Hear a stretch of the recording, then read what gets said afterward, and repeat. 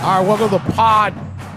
Time of year when people start, prepping for March, prepping for the men's basketball tournament, March Madness, or the women's basketball tournament, although it's pretty easy to predict who makes the Final Four in that one. It's usually like 7 teams that got a shot. It hurts the brackets.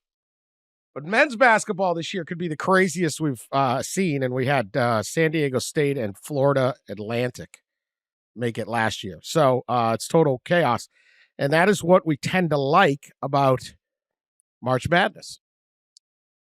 It is the perfect, I think, sports entertainment property. Not the most popular. Obviously, that's the NFL, other sports. But it is the perfect construct. 3 consecutive weeks with 3 different elements to it that all mesh together. Generally speaking, you have the I refuse to recognize whatever happens at Dayton. I may not even recognize that Dayton exists. Uh-oh. Now we're going to war with Dayton. Oh, my God. Here we go. Fine town. I'd be amiss now. Warped Wing Brewery. It's good. The Warped Wing Brewery. Underrated city, Dayton. Underrated city is one way to put it. No, Dayton's fine. University of Dayton Arena's fine. But the action starts on Thursday, and you have the chaos of all these games, and you have these upsets, and you have these schools you never heard of, and you find out, you start trying to jog your geographic memory. Do we have a state named Murray? We have a Murray State. What is this? I didn't even know about this state. All the things go on, and then you get through that. It's very exciting. 3-4 days. And then you get to the next weekend where it kind of gets sorted out and like legacies are made and legends are made. And you get to the Final Four where, generally speaking, the Dukes and Carolinas and Kentuckys and Arizonas or whatever, they duke it out. UConn. And you figure out who the champ is. And it takes 3 weeks, and it's got enough momentum and it's brief enough that everyone follows along. And the ratings are terrific. And it is a cultural phenomenon. It is a truly American creation and an important one. And in those kind of, for a lot of the country, as spring starts coming, this is this big thing. Kind of takes you from the end of winter into spring in a lot of places. And everyone likes it, especially when the local team gets going. And it could be the local team anywhere. As such, it being the perfect construct of a sports and entertainment property and a properly sized reality show and an enduring, iconic spot on the American sports calendar, college sports wants to screw with it. Of course. It's what they do. It is what they do. Pigs get fat, hogs get slaughtered. In a meeting in Washington, D.C. on December 25th, our own Ross Dellenger, crack reporter, ace reporter, Yahoo Sports, writes, commissioners of the SEC, Big Ten, ACC, Big 12, and yes, even the Pac-12/2 or whatever the heck it is, open dialogue with NCAA President Charlie Baker about their wish to examine NCAA tournament expansion. Separately, the football people in Dallas are already talking about expanding a playoff that hasn't actually even formally expanded. Yet. Yeah, right. Ross, tell me they're not going to do this. Just feed me lies. Yeah. Well, sure. If you want lies, then no, it's never going to happen, Dan. And the 68 teams will stay that way forever, permanently. Thank you. If you want the truth, it feels pretty inevitable that at some point we're going to have changes to the tournament. And let me start with, that meeting 3 weeks ago. We talked about it a lot on the pod. It was a pretty big meeting. I wrote a story a day before the meeting, kind of prepping it. It was with Charlie Baker, the NCAA president. It was with the 5, as you mentioned, the 5 commissioners. Their general counsels, I believe, were up here too. Bunch of lawyers were up here with them. It was a big powwow. And multiple things were addressed in the meeting. It was up here in Washington, D.C. But one of them was the Power 5 commissioners' wishes to expand, to have more access to the tournament, for their teams to have more access to the tournament. I think Brett Yormark summed it up quite nicely from their perspective, summed up their perspective quite nicely in a quote saying, we need the best teams to be competing in the tournament. And I don't think all the best teams are competing in the tournament, is how he put it. And you could certainly argue with that, right? But that's how he put it. That's his stance. That's their stance. And there's two things going on here, right? There's access to the tournament. I think there's 34 or there are 36 at-large spots. 32. 30. Is it? But I thought they, with the first four, I thought they maybe added 2 or 4 at-large extra. There's 32 conferences. Right, 32 So AQs, 36. but there's 36 at large. Oh, right. Oh, sorry. Yeah. Yes. Yeah, no, Yeah. I misheard you there. Yeah, just the at large we're looking at. So Mhm. there's access. So there's gripes about that they want that at large pool to expand. In order to expand that at large pool of 36, right? You got to either add teams to the tournament and go beyond 68, which could complicate the calendar and schedule and all that. That's already pretty crammed up. Or you have to take away at automatic qualifiers, some of the 32 automatic qualifiers for some of these small conferences, which is probably would end in political backlash, I would imagine. Probably. You're screaming to Congress for help. This would probably not help that. So what do? You know, the easy option is just to add to the field. And they want to do this, right? The last 3 to 5 years, I think we've talked about this a little bit, but, the power leagues are running the sport. I mean, they're running the NCAA in a lot of ways. They're influencing it. They want this. They've made it very clear to Charlie Baker that they want it. So I think it's in the early stages of happening. I think eventually it does happen and we get some kind of modification, whether it's to the AQs or just adding at large. There's almost certainly going to be a modification to the NCAA tournament. This is I feel sure is going to happen. I go back in August of 2022. I sat down with Sankey and he broached this subject. I wrote about it then, and basically what Sankey wants, Sankey tends to get. And he said then that they needed a bigger tournament. He pointed to the fact that Ole Miss won the baseball tournament that June as the last team in the field. And, well, if that can happen in baseball, then maybe we're leaving out a potential national champion in basketball. Yeah. This is garbage. It's sacrilege. It would be perhaps the most insulting thing yet out of all the insults that College Sports Incorporated hands down to the fans, because find me the fans that want a bigger tournament. Find them. Show them to me. The conference commissioners want it. The athletic directors want it. The coaches want it. Nobody else wants it. The fans don't want more of it. It's perfect, as Dan said, as it is. This is like, Led Zeppelin writes Stairway to Heaven, and somebody says, well, if we'd add a little ukulele in here, we might bring in a little bigger audience over here. Prince writes Purple Rain, and somebody says, we need more background singers over here. That'll help. No, don't mess with perfect. Don't do it. That's all. Tell us how you really feel. It's if you expand, you're going to have to add another weekend, I assume, or you're going to have to make some team play 3 games in a week. I guess they could do that Tuesday, Wednesday, but where's the TV money in that? Yeah, no, they're going to add more Tuesday, Wednesday, and we're going to get more True TV. Where is the TV money in that? I don't know. That's another part of this too, right? Access, and I was going to get to the other part I never did, is obviously money. All right. I'm looking at this thing right now.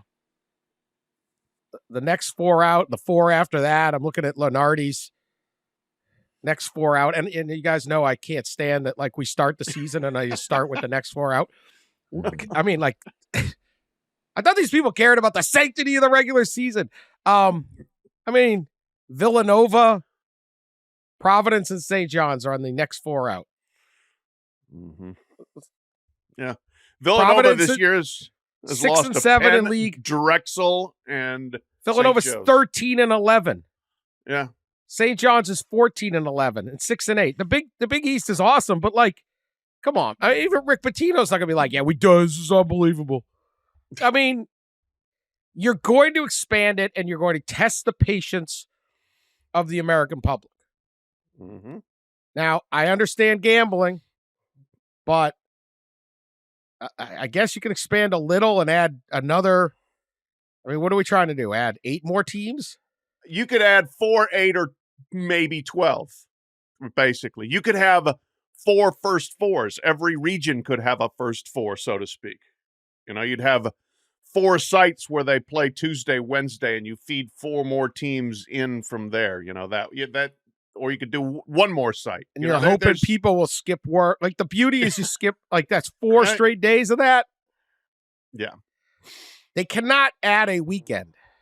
No, that they don't want to do. Because you don't want to run into the Masters on the back end, and they like their conference tournaments on the front end. So, which it's just unnecessary. And how much more money is this? Right. They can't. I don't know.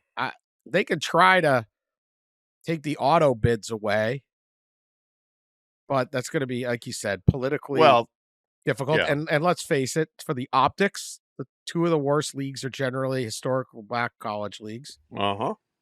Yeah, that's where the politics Good luck come with into play. that. I think you would I have mean, issues. And Well- like, they always like, well, these guys they're not going to win the title. I don't really care whether I just like that, of course they're not going to win the title. But I like that, like, you're reminded there's a thing called the Mississippi Valley State. Right. Like, it's like they're in. They get a shot. Who cares? The dream is just making it for those. We've all covered the small conference tournament. They're awesome. And they win, and that's their championship. Yes. And they go, you're going to get beat by Duke by 45 points. So what? I'm going to get to shake Mike Krzyzewski's hand or whatever. You know, like, I don't care. Yeah. No. I'm going to be there in the tournament. I'm going to, we're going to play. And that's what they took from them with the Dayton stuff. Yes. It's not the same, you know? Well, you hear a lot about, like, in the football world. Oh, you hear a lot from fans in the media. We don't want college football to become some NFL-like thing. And this would be, right, we don't want basketball probably to become more like, quote, NBA, where it is just a certain group of 30 or 40 schools and the big brands and stuff. That's what partly makes, I think, college sports in general different, unique, and really fun, is that you do have these outliers programs, some of which can make a run, right? We saw St. Peter's last year, right? Oh, they'd love to boot St. Peter's. Florida Atlantic was in the Final Four last year.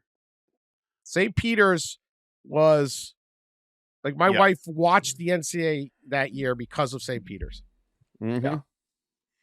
The whole concept was what it got her interested. It made it all the way to she's watching the Final 8, and like that was her team. And you lose that person, you cannot rely on the 2 million college basketball fans out there. Right. It's not enough. And so you got to get everybody in on it. It's a very, very tricky expansion. The argument that there were missing good teams is it's specious. Come on. The argument that there's that much more money, I don't know. Maybe. The argument that the people who invest the most should get the most back. Pound sand, man. Like, I mean, really? Stop. The reason half your league didn't make the tournament is because you expanded your league too big. Yeah. Right. And expanded your league too big and then chose to play 11 home games in November and December and 1 on a neutral site against a good team. And, your strength of schedule isn't very good. And then you went into conference play and went 7-11. Oh, they need to be in the tournament. Really? I guess here's a couple. Go ahead, Pat. A couple other thoughts here. One, this has always been my argument. Everyone actually already has access to the tournament. You have a conference tournament that you can win. And when you win, you are in. All right. So there's an automatic bid that is available to every single team that plays in its conference tournament. And by the way, speaking of expansion, the ACC starting next year is not going to let everybody in their conference tournament because they got 18 and it's too many. So that's on the Power 5 league. That's not on anybody else. Now, even if you don't win the conference tournament, if you're on the bubble and you win 3 games to get to the championship, you can play your way in. So this, there's not enough access. There is access. There is opportunity. It's not supposed to be easy. It's not supposed to be a given that as long as you can muddle through your power league at 9-9, that you deserve to get a bid to the tournament. Whereas, in these other places, as we have seen, and it's the best, it's life and death. And these kids that have their one chance and they're playing these really dramatic games and they're storming the court when they win and they're crying when they lose. That's why conference tournament basketball is great. Now, part of the argument for this whole thing has been, percentage of access to the championship. Well, it's okay. If we got 36 at-large bids, that's only 1/10 of the membership because they keep expanding the membership, of course, in Division I. We're up to 362, I believe the number is now. 362. I know this. Swimming, I know well, I can speak to that there are a total of 270 swimmers in the NCAA championships. That's a hell of a lot less than 10% of the competitors there. You may get more than 10% of the teams because they get one swimmer somewhere who qualifies or one diver. But if you want to really break down the percentages, I'm not buying this. And again, win your conference championship. Let me say that argument is completely intellectually dishonest, and they know it. That is a trick to fool the media. Yep. They don't care about the reason it's 10% is because the Metro Atlantic and the Ivy League and there's too many teams, but it's at the bottom. Yeah. You don't hear Florida International 8-16. The Chicago State Cougars, who are independent. I had no idea. 11-18. Why is Chicago State named the Cougars? When was the last time a cougar was running around Chicago? Got to come up with a better name than that. Yeah, that one. Oh, well, actually, I've been in a couple bars in Chicago. There were some Cougars working. Yeah. I take it back. Gold Coast. The Gold Coast divorcees. Lord. Yeah, I don't think that was what they're going for, but they are ferocious. I want to see that logo. No, Chicago State Cougars, 11-18. Not bad for an independent. Good season. It's so dishonest. The numbers are big because at the bottom, those people are not complaining. No, these people they're like, give us one shot out of our league, maybe 2 if we have 2 teams. They're not complaining for more access. The people that are complaining about the access are the middle of the SEC and the Big Ten, where these teams aren't very good and they muddle about and their coaches are making $4 million and they're complaining that they can't win. And they got all this stuff. So the percentage argument is crap. They're not trying to build representation from all of these leagues that don't have highly competitive basketball. And nobody in those leagues are crying that we need to expand the NCAA basketball tournament. They might cry occasionally that they should get a better shot at large. But last night, Detroit Mercy won the first game of the season. Do you see that? Yeah, they were 0-26. 0-26. They win a game. Great. One guy, did you see the court storm? One guy stormed the court. One guy. Look, I'm proud that he was there and he stayed the whole game. He's fired up. I mean, who knows how many games you've been to? If you sat through all 26, you listen on your radio and stuff. Hell yeah, we won one. I'm storming the court. One-man court storm. They better not fine him. Like, imagine if they fined Detroit Mercy, they go hey, Jerry, it's your fault, man. I mean, you owe us $5,000 to the Horizon League. What? I thought everyone was coming. I thought we were streaking the quad, right? No, we weren't. We weren't. Anyway, that argument is garbage. That's just someone thought that little PR move up. Do not fall for it. It has nothing to do with the percentage. There is ample percentage of the major conferences that we care about getting in. It's not that hard to get in.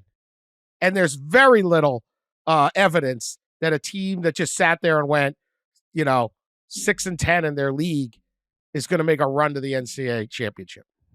So go ahead. That went in a lot of tangents, man. No, but I mean, and they're all good tangents. It's all legitimate. And I'm just like, this is the kind of thing that to me, it is. It's just creeping gigantism. It is more give us what we want, screw the whole. And again, we're going to treat the fans and the consumers like suckers because we think they're just going to keep taking it. And if you get, I will say this, they stretch the boundaries of the bracket by just adding the first four, right? If you add more first fours and you cannot print out the bracket on a single page of paper, or you can't look at it on a single computer screen, you have really screwed up because there's a lot of fans that don't give a damn other than filling out that bracket. They want to do it for their office pool, do it with their family, do it with their friends, do it in the dorm, whatever. Even the and if you printout. suddenly... Even Yes. the printout bracket, old school, right? Everyone has exactly. Absolutely. The printout or the on-screen. Those are the two. You've got to preserve those things. If you go bigger and you say, well, it no longer fits on a screen, you've screwed up. It's tricky. It's tricky. Anyway, go ahead. Yeah, I just have one thing in that story. Well, that story's about a few other things that I'm sure we'll get to in a minute. But I wanted to bring up a quote. I couldn't get in there. At some point, I want to use it. It's a great quote from Mike Oresko of the American. I quoted him in the story with some other things, but this is one I really couldn't fit in there. But it talks about the giants of the sport, as Pat just said. Mentioned. I don't know what word did you use. What word did you use, Pat? Gigantism. Okay, this is exactly what he's talking about. So let me read it to you. I asked him about the SEC Big Ten Joint Advisory Board and the potential for a breakaway if they don't get what they want with the CFP in the NCAA tournament. This is what he said. I think it's a shot over the bow. They have more clout. They're more aggressive when it comes to revenue. But George Will once wrote a column about the Getty Museum, and he said, the Getty could buy pretty much everything around it, but they decide not to because they don't think it's a good idea to have everything concentrated in one place.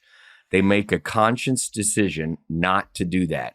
Just like the NFL, they made a conscious decision not to have all the revenue with the big market teams. I hope that these two conferences, when we get down to the discussions, will realize that what's good for the entire enterprise is good for them too. That it's not good to concentrate too much clout and too much power. I hope the commissioners and the presidents realize that the whole enterprise needs to be healthy. Good for Oresko. The Getty Museum making a call. The Getty Museum, yeah. I had to look that up. Yeah. It's a good quote, though. It makes a lot of sense. I think from 5 years from now or 10 years from now, I've had a lot of people say this to me recently, and I think they're really referring to this future, in college athlete employment and paying athletes and blah, blah, blah. But they say 5 or 10 years from now, we're going to look back and go, where did college sports go? And I don't know, maybe they're right. I think these guys are they're like the old stadium designers of the 1970s that would just build this mammoth cookie cutter stadium and surround it. Yeah, circle, multi-purpose, and then surround it with a mile of parking lot. Right. Yeah.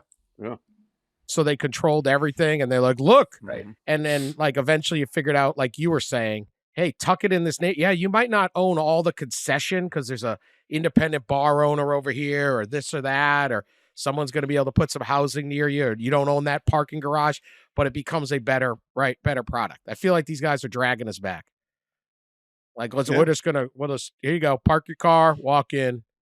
Mm-hmm. Pay us for the parking, walk into our charmless stadium. There's nothing nearby. No bar district. We control it all. And it's kind of like that. But yeah, we've now had Getty Museum, Gold Coast bars. I mean, we're all over. We're all over. We might get back to slap fighting eventually. All right. Well, we'll be back. Maybe. Never know. We'll be back right after this message. All right. Not content at possibly expanding the men's basketball tournament. They're already talking about expanding the football playoff, Ross. We don't have the football playoff yet. No, we don't.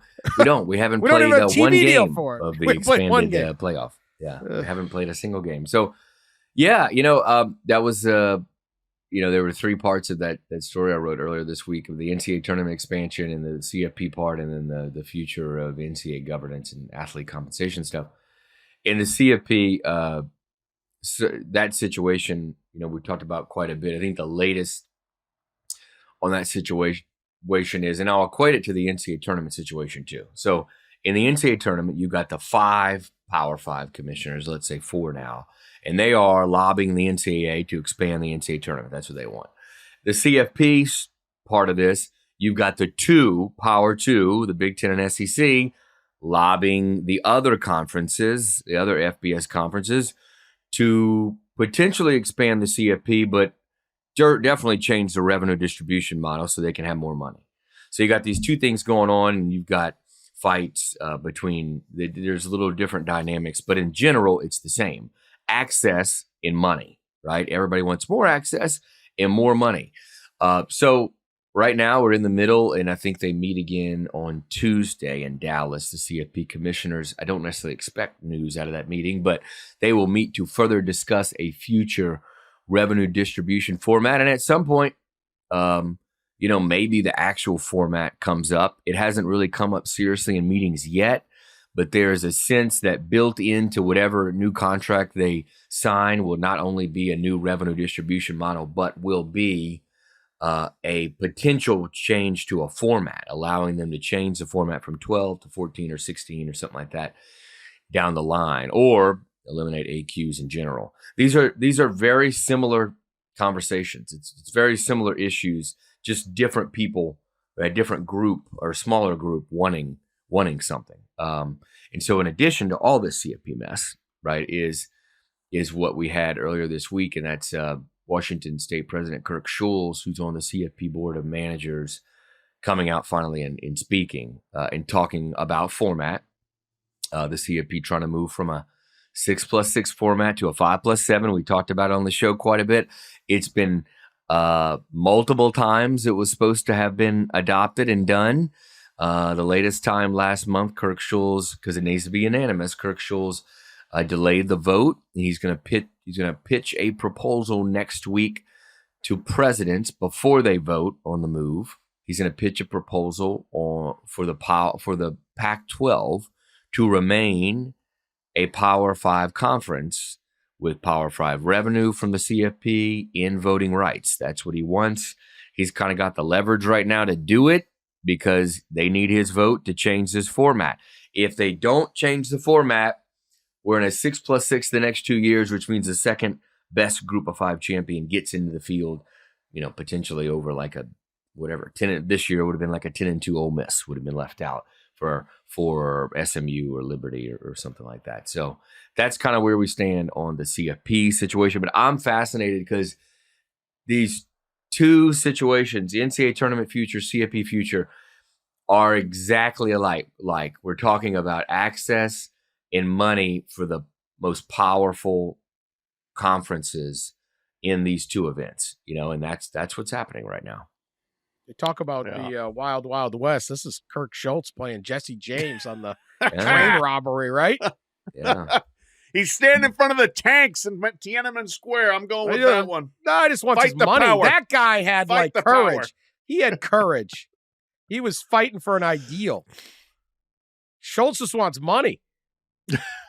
Well, I don't welcome blame to him. college athletics. Okay. Yeah, Well, I beyond don't, 25, they're going to need saying, money. I'm not saying it's a bad thing. I'm saying he wants money. He can be bought off. That guy in front of the tank couldn't be bought off. No, he was. Schulz just like, give me the gold. Shame something happened to your little tournament. One of the one college administrator, after I made that analogy on the last part of the one before that, accused me of being a socialist, which I am not, but I still admire. I admire the moxie of Kirk Schulz saying there will be a tax for ruining my athletic department. Standing up to the Chinese government makes you a socialist? Jeez. Anyway, go ahead. No, I mean, I again, I get fatigued with the leaders of college sports constantly, this constant quest for more. And I would sure like to see the 12-team playoff actually perform before we decide we need a bigger playoff. Can we have a couple of years of that at least, and then decide if we want to screw it up a little bit more and add more games? I mean, let's see something happen and enjoy it without thinking, how can we make more money from it? I want to see it in play. Maybe it isn't too small. And obviously you can expand it easily by going to 16 by just making the 1 seeds play 1, 2, 3, 4. I once proposed that. I'm not necessarily opposed to it, but when I proposed that I had all 11 leagues get an automatic bid, so the at-large pool was still only 5.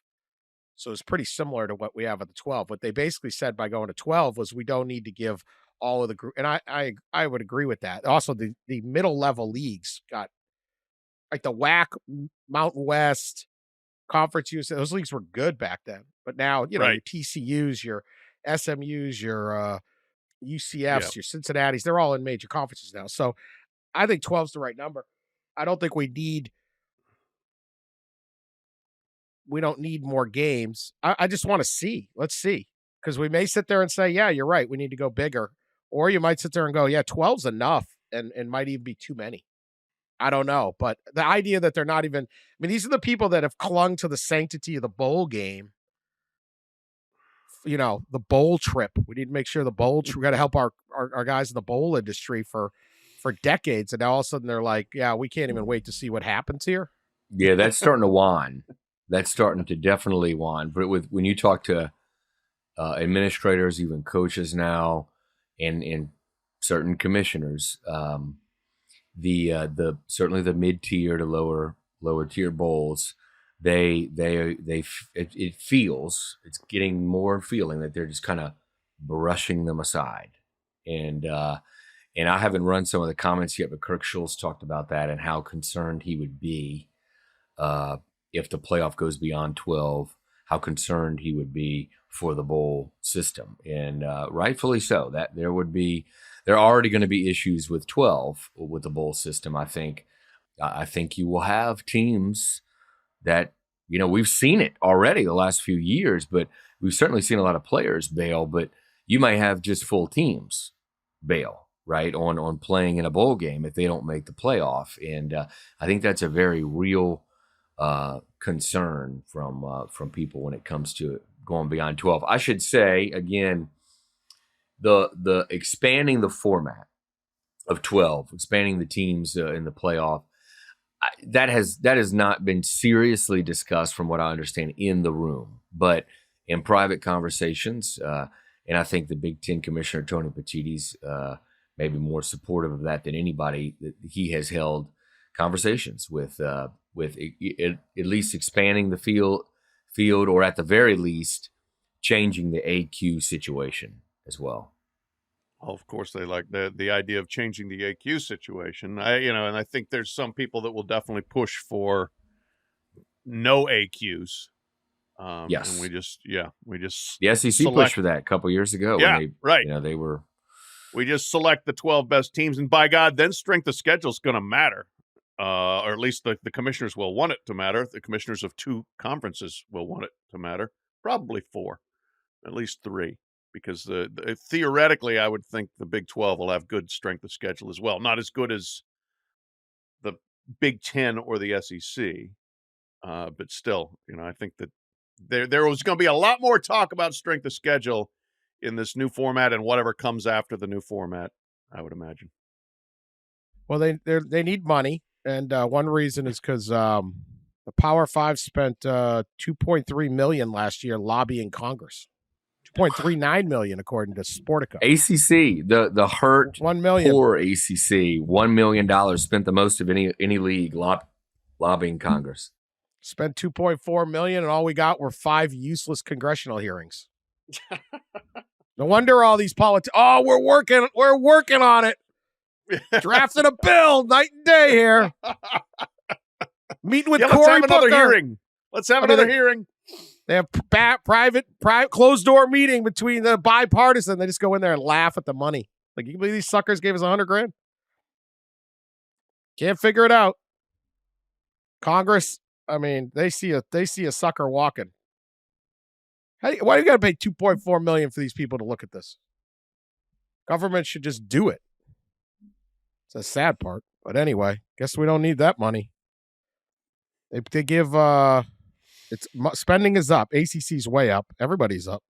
They got a handy chart here at Sportico. Although it's kind of confusing. Bar graph. I don't like bar graphs. Yeah, and red. Big 12 gave less.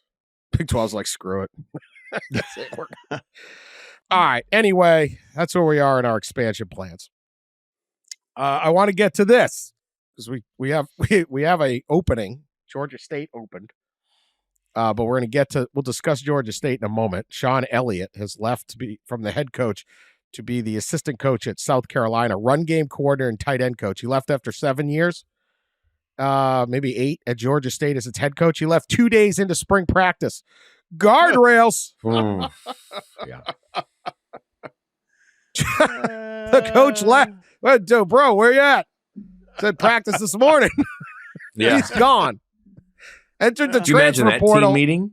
Cranking up day 3 of spring, coach walks in. Hey guys, I'm leaving. I can't hack this generation now. They won't hack it through the tough times. They That's won't right. build. There's no loyalty. They're getting tampered with. They're taking the money and better opportunity. 2 days into practice, coach quits to become an assistant. Okay. Give another $2.4 million to Congress, please. Please do it. Thanks. Good God. Yeah, Anyway. Coach. Hey, we got mandatory lift, 5:30 a.m. mandatory run at 7. I'm leaving at 8. I'll talk to you guys later. I got a staff meeting at 9. That's not on the schedule, Coach. It's in Columbia, South Carolina. Yeah. I got to get this flight here, the Delta 755 out. The Columbia. separation have never been greater between the group of 5 and the Power 5. That's It's just, yeah. pretty obvious. So we've seen both the head coaches of Buffalo and Troy this year went to Alabama. Buffalo and South Alabama. South Alabama, not Troy. I'm sorry. South Alabama and Buffalo went to Alabama. Last year, we saw the head coach at Kent State go to Colorado, and then he became the head coach at San Diego State this year. I think it's a resume play as much as anything else, but I'm sure it's a little more fun being assistant. Like, these assistant jobs are pretty good gigs, man. You're making a lot of money. And, Elliott's 50 years old. He obviously has a ton of head coaching experience. 7-6 last year, had an 8-win season. But that might not be the way you get. If he wants a Power 5 head coaching job, a couple years at if South Carolina gets cracking, then maybe your resume's better, and maybe your lifestyle's better than trying to survive at Georgia State. I don't know why Shawn Elliot did it. Yeah, there's a little something different. There's a little more context as we're starting to learn with. It's a Shawn South Elliott's Carolina move. guy too. Yeah, he's a South Carolina guy. Not only that, his family, at least as of I think a year ago or so, his family had still lived in Columbia, and he was splitting time between Atlanta and in Columbia, South Carolina. So there's a little more sense made to, again, it's kind of like the Chip Kelly move. A lot of people made a big deal out of it, and I get it. It was somewhat unprecedented. We haven't seen it a lot, but there is like an individual circumstances situation with some of these jobs. But to me, overall, and Dan mentioned it, I think group of 5 coaches are starting to realize that they have a better chance if they just get into that Power 5 level of getting a Power 5 head coaching job. It used to kind of be like, you want head coaching experience somewhere, so you go to the G5 because that's where you can get it, and then you get promoted up to a lower level, a mid-tier Power 5, and then you get promoted up to maybe, if you do have success, to a high-level Power 5 job. And and then the NFL onto that, et cetera, et cetera. And it just seems like something's changed there over the last few years. It seems like, and part of it to me is the gap has grown between the group of five and the power five in winning consistently at the group of five level, in getting players, NIL, transfer portal, all this stuff, is getting more difficult. I remember when Todd Berry, the AFCA executive director, this was like 4 years ago, 3 or 4 years ago, when NIL first started, and then transfer movement when they allowed players to transfer immediately once, and play immediately, transfer once and play immediately. I remember him saying, watch G5, it's going to be a farm system. And if you talk to people in the G5 and in the Power 5 right now, guess what?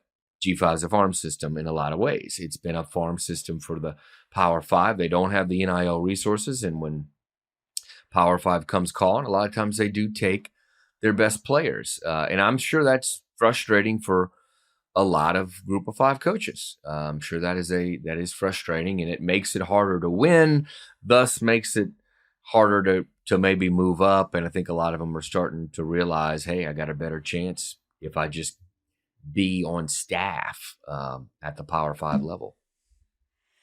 Yeah, no doubt. I mean, that there is a gap of what can be done and what's possible that is growing, and we have seen that.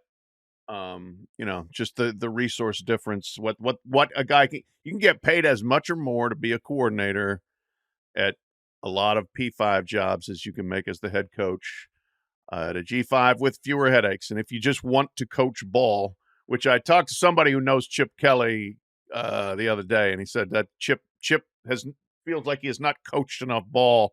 And this is a chance to do that with fewer headaches. But I talked to a G5 AD for quite a while at the NCAA convention last month, and I was like, "What's your NIL situation?" He kind of scoffed. He said, "We don't have it." He said, we might be able to get a couple star guys, like some meals, and maybe put them in an ad in the program or something or wherever, but we simply don't have it. And we do have some players that are good enough to play at that next level where they're going to get taken care of better. So he said, we absolutely have no means to compete in that area. Yeah. G5, you're basically rebuilding your team on the fly, particularly basketball.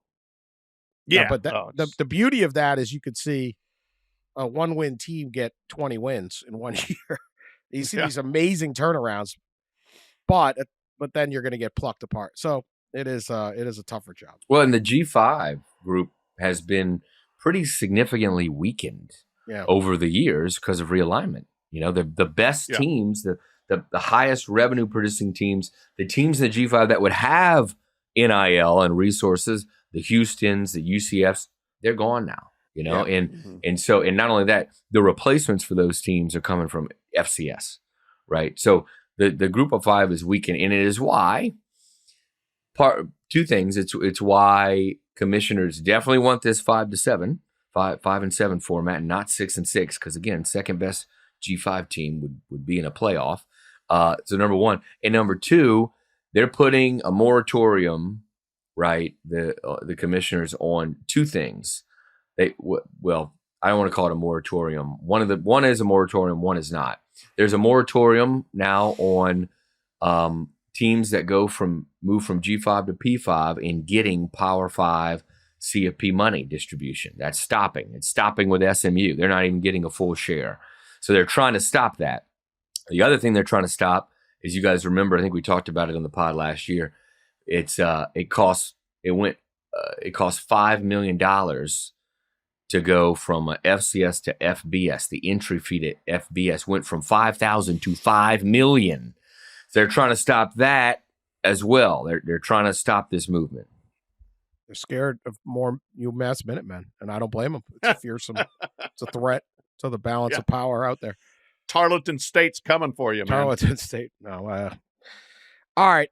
A hire that we did not get to yet, I think, pound for pound. We talked last time about how you have no idea if anyone's going to succeed. We went through the class of 2018 coaching carousel, and there were all these no-brainers. Scott Frost to Nebraska, Jimbo Fisher to Texas A&M, Chip Kelly to UCLA. None of them worked out. Many others. You have no idea. So we don't do the grades. We don't do, at least I don't. Because you will be surprised. You don't know who these guys are. You don't know what's going to factor in. You don't know how motivated they are. You don't know anything. I will say this, though, built on resume, I'm surprised this is not getting more of these like A's. Boston College hired Bill O'Brien. And if you consider it's Boston College, I don't know how they do better as a hire on paper. You know Alabama's going to get a good coach. They're going to have the pick of the litter. Boston College is not. This is a very difficult job. They just hired a guy who went 15-9 under literally unprecedented circumstances at Penn State. Held a bunch of recruiting, I think is well regarded still in Pennsylvania. Became an NFL head coach and won 4 division titles. In 2 stints worked at the New England Patriots, could mean Tom Brady's coach. Universal name recognition in football, particularly in New England. Was the coach for Bryce Young to win a Heisman Trophy, become a #1 draft pick. And he's the Boston College coach. He's from Boston. He went to St. John's Prep. He's in the Catholic Conference. He has ties all over New England. Why are people not like, hey, man, BC killed it on this, getting Bill O'Brien? Where am I getting this wrong? Is this people just don't like Bill O'Brien or something? Like, how do you do better when you're Boston College than getting this? He seems overqualified for this job. Yeah, because they've done a lot worse recently. I agree. I mean, I think it's a home run. You know, it's just because it's been a while since he's been around the college game. But I mean, he was good with the Texans too. 4 playoff appearances, 2 playoff victories. Like, yeah. You know, this is a guy that knows what he is doing and probably is pretty hungry to get a chance back again as a head coach. A little bit different environment, obviously, but he's not dumb. He can figure it out. And yeah, who do you think Boston College is going to get? Frank Spaziani, they had him. He was 22-29. Steve Adazio, oh, that was a good one, 44-44. Jeff Hafley, 15-20. That's your last 3 guys there, and that goes back to 2008. So the track record is that Boston College is a low end of the Power 5 job, and I don't think Bill O'Brien is a low end of Power 5 head coach. It seems like a home run, and I think, you know, from the very start of their search, and kudos, they talked to a lot of people during the search and made a whole process of it, but he just seemed like the guy from the very start, and certainly the #1 guy, and it makes a ton of sense. But good luck, Bill O'Brien, because I think, as we discussed plenty, you know, talk about the gap between the P5s and G5s we just talked about. You know, there's a growing gap within the Power 5, and you know, BC's not in that you know, even mid-tier, I would imagine, you know, resource-wise, and they're in a league that seems to be slowly breaking apart. So it's a tough job, but if anybody can have success, you got to think it's someone like that with the connections and the you know, kind of the homegrown nature of it all. Yeah, like I said, I have no idea, but I wouldn't have any idea if they hired anybody. And I'm not saying they're going to win the national title, but 8 wins, those kind of things. BC has been good through the years when it has quarterbacks. Most recently, Matt Ryan. It's famously Doug Flutie, but that's a whole different era of the sport. BC is the type of school that a pro-style quarterbacks, you can get a quarterback to Boston College. You're not going to get, you know, the most menacing defensive line. You're up in Boston. There's not, those guys aren't laying around. But there are quarterbacks around New England or somewhere, or you can get them on the bounce when they transfer in. It's hard to get guys to transfer in. That's it. One thing about BC in the transfer portal, yeah, they'll leave maybe, but kids that choose Boston College, it's a little like Duke or State. Like you choose it because that's the kind of school you want to go to. Right? It's not a cookie cutter situation where it's like, I'm just going to the biggest program. he should be able to attract, and that's what I'll be watching, really good quarterback, and he should be able to coach a quarterback and an offense. He coached with Tom Brady, Sean Watson, Bryce Young, all these guys. So that would be my thing, is if he can get a high-end quarterback, that changes, and that should be the blueprint for Boston College. So I don't know if Boston College is going to all of a sudden storm off and be the greatest team, but on paper, this is good, and I would not be surprised if they become, I think what most people at Boston College would hope for is a non-embarrassing team and one that wins. Can we win 8 games? Can we go 8-4? That'd be pretty good. Maybe every once in a while beat a team we shouldn't beat at home. That'd be pretty much what we're asking for. Yeah, and you know what? I'm pretty sure Thomas Castellanos is still there as the BC quarterback, and he's not a quintessential pro-style pocket quarterback, but if you want to walk into a situation, have a guy who's a pretty good college player, like 400 yards and 28 total touchdowns. He threw for 2,200. He ran for over 1,000. A good dual threat guy to start with. You could do worse than that. And then, yes, let him recruit to his strengths. And I think, you're at least going to have a chance to compete in a league where, frankly, outside of when Florida State and Clemson are on their games, they're probably going to be at the top. But after that, it's fairly open, especially if Miami continues to underachieve.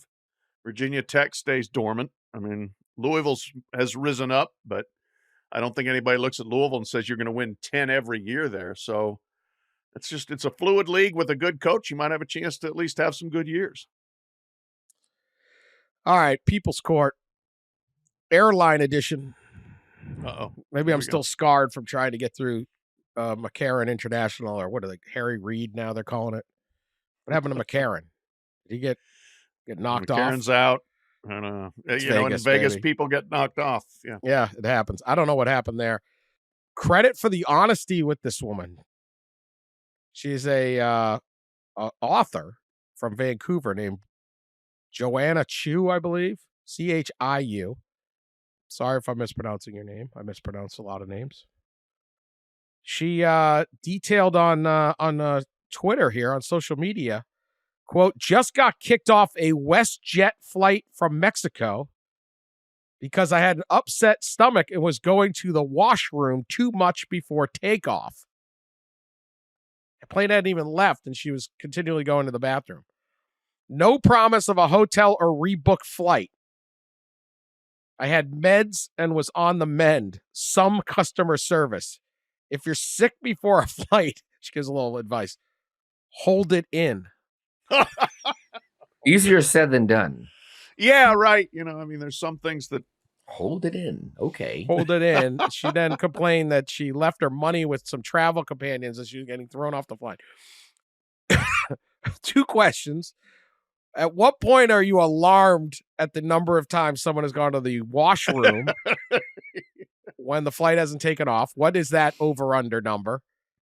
And B, did the flight attendants, the pilot, whoever made this call, did they make the right call in saying, listen, you got to stay here. We ain't flying.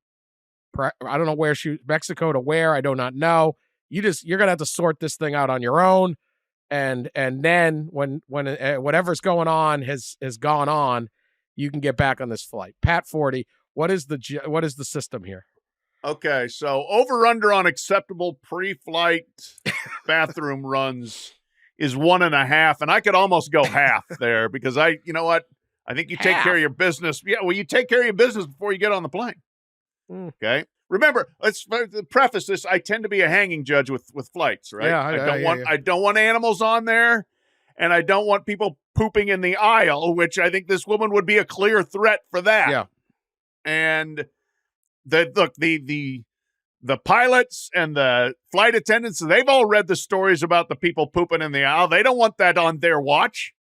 I say you err on the side of the greater good for everyone on the flight, and you tell that lady, sorry, yes, you sit this one out until you get your innards in order. Yes, you just hold it in. Yeah, I mean, I don't know how often she was running back and forth to the bathroom before the flight went off. I know our flight took off. I know that sometimes it frustrates me when you board a plane. Everybody boards a plane and they're like, sit your ass down. We're trying to take off. And people are like going back and forth to the bathroom. It's like, we're just at the airport. Like, what are you doing? Yeah. So that's frustrating to begin with. But I question how much she was going back and forth, because when you got to go, you got to go. I get it. I get that, I guess. But I agree with Pat here. Judge Forde. The world should always agree with Judge. Okay, Judge Anderson. Was she coming from the window seat? Yes, thank you.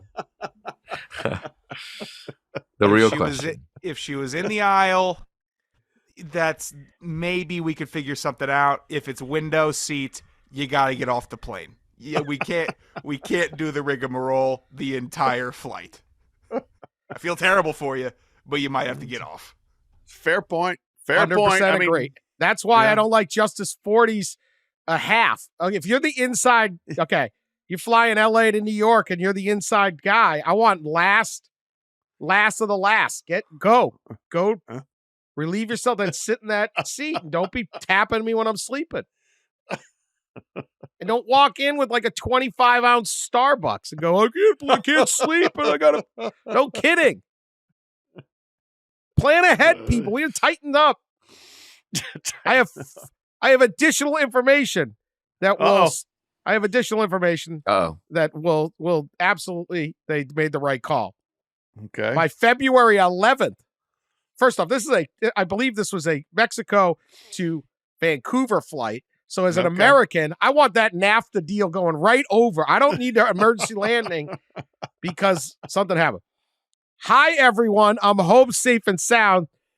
There continued to be an unfortunate series of events involving urgent care treatment. Oh boy. Man. But I'm okay now. Oh, man.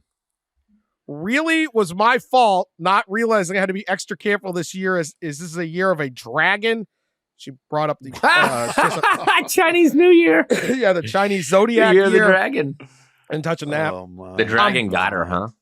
Happy Lunar New Year. She said, I'm getting myself a bubble suit. What? The bubble boy? Like the bubble suit. boy? I don't know.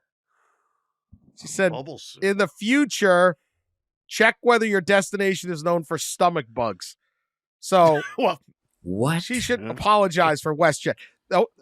Small sample Heisman to the WestJet flight crew for recognizing. Yeah. There you go. Very good, WestJet. She said that someone asked, how many times did you go to the washroom? And she said, if you go, they will ask you, are you sick? And you should tell them you just have a small bladder. I have gone, I've never been asked, am I sick? So she was that was probably a total mess. I am almost 100% sure I've never gone before a flight took off. But again, that's preparation. But yeah, look, if she's pawning this off on the Chinese New Year, I'm very you're the dragon. Very suspicious. A bubble suit. I want to hear more about this bubble suit. Hopefully, she purchases this bubble suit in opines about it online, because I want to know more if this is like a bubble boy situation or what. She seems to like to opine online. Can like, smell. why are you even talking about this? Can smell like seep through the bubble suit. What is this? Is this really the solution? You just keep going and then you have to sit in it? I don't know. Come on now. Come on. I got to read this book this woman wrote because this is crazy. I don't know. This looks What's very the title pleasant. of her book?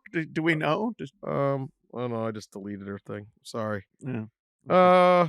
I don't. It was I don't know. It's about China. It's about China. Okay. So she knows a lot. She seems like a very pleasant in her picture. I just don't know what's going on. All right, one more final one. This is just ungodly. Daily Mail has finally given up on the Princess Kate watch and started covering some real news. They have not given up, by the way. But a Delta flight was forced to turn back an hour after takeoff. This is an Amsterdam to Detroit flight. So that's a good 8 hours. That's it, yeah. After maggots. Oh, what? No. Maggots fell from the overhead cabin onto terrified economy passengers. It was compelled Ross to is return in visible distress right now, by the way. a suitcase containing rotten fish was in the overhead bin. Oh my God. It broke open. How? I don't know. Ow. Maggots began to fall on the unsuspecting passengers below. Obviously, those passengers could not stay in their seat. There was nowhere to sit. They had, for safety reason, they had to return. Passengers were taken off board. The cabin was thoroughly, quote unquote, cleaned. And the suitcase was placed in a bag to be burned. Absolutely. Yeah. Burn Delta staff burn the whole plane, Dan. Yeah. they identified the owner of the rotting suitcase and detained them. We don't know if there's criminal charges. There is a I have so much. Everyone was given 8,000 air miles, hotel compensation, and a $30 meal ticket. They're delayed overnight. Preferably not eating fish. My family and I were in the road directly in front of the maggots. There's a line you never want to speak. The lady right behind us told the flight attendant the maggots were falling on her head. I turned around and they were wiggling around the seat. No, okay. We get the point, Dan. Okay. The real question is this coming back from Amsterdam or going to Amsterdam? Yeah. Coming back. Oh, of course. Somebody was trying. They're known for their fish there, right? Somebody was trying to bring fish back. Come on, man. This is crazy. So they thought the fish wouldn't rot really quickly. Have they ever caught a fish? It smells like within 5 minutes. Yes. Right? Yeah. You got to pack it with salt like those people in Amsterdam do. Yeah. If you go out on a little teeny lake and catch a fish and pull it in and it's there and you're going to keep it, it will smell by the time you get back to the dock. What? Right, yes. What? Again, people. We have to be better. Yeah. People of Earth, what are we doing? A suitcase of rotting fish? That is not what the overhead bin is for. I didn't think I'd have to mention this. Here we go. go. The person that was detained, he needs life in prison. Absolutely. With no parole. This is a violation of the Geneva Convention, I am sure, and many other international laws. That's no. The trial is at The Hague. Is that where they do it? Yes. Ungodly. Shawn, I'll give you one more on this. I think the passenger, he should have just lined up and had to fight everybody. I just one after another line it up. Me personally, I might have to DB Cooper the situation, find it, just get off that plane somehow. I can't sit on the plane with the bugs. That's too much. It's too unsettling. This gentleman should never be able to fly in a plane again. How about line up and you get power slapped? It's power slap league. But you don't get to slap back. All 200 people just get to line up and whale you. I'd feel one vindicated. smack. If maggots are dropping in my head, I get a freebie. Yeah. It's bad. I will say, if for those who listen, if you need the video of Ross recoiling at this, it's on YouTube. So. Not a maggot person. Who is, frankly? It's like snakes on a plane, maggots on a plane. I might rather snakes. Yeah. I just didn't the bag smell anyway? How did it break open? I have so many questions. That's very suspicious, frankly. Bags don't break open. Maybe the fish were alive and they were like flopping around. And it's just terrible. All right.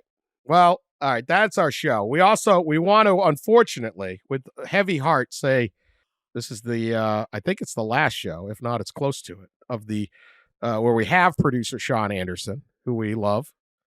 Very, very disappointed to be losing him, at least for a little while. Thank you for your service, Shawn. You can hear his witty college football banter on Hack City Pod. What else? Shawn, that's your main show? Yeah, and then socials would be at Sanderson Radio. At Sanderson Radio. Yeah. Excellent work and service for us. Absolutely. Yes, very good. Great producer, reliable on our psycho schedules, and funny as hell. Funny as hell. Made this show a lot better, and we hope you're part of it again in the future. But next week, no, right? You're done? One more week with the pod. Oh, one more. okay, I'm good. sorry. All right. Yeah. You're not going to call in sick on us? No, I don't think so. All right. All right, we got one more week. Stories. One more week. Justice Anderson. Anyway, Hack City Pod. All right. So I said goodbye too early. Better than too late. Better than too late. That's right. Continue to subscribe, share us on social media. Appreciate everybody listening. We will talk to you next week.